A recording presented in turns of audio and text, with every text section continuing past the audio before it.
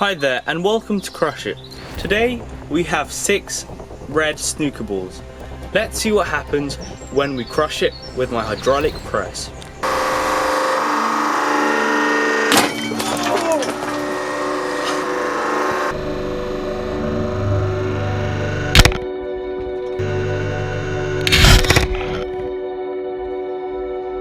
Oh my gosh, that was such a big explosion.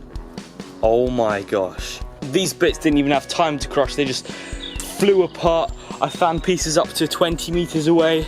There are many more pieces than this, it's just I can't find them, they're just everywhere, scattered everywhere. I'll find them day by day, but yeah, they absolutely ripped a hole in our plastic backing. Wow, you can see the red piece there. That had a lot of power. Luckily I was hiding behind some safety glass, had my safety goggles on. So yeah, that is what happens when you crush 6 snooker balls with hydraulic press. Thanks for watching and we'll see you on the next video.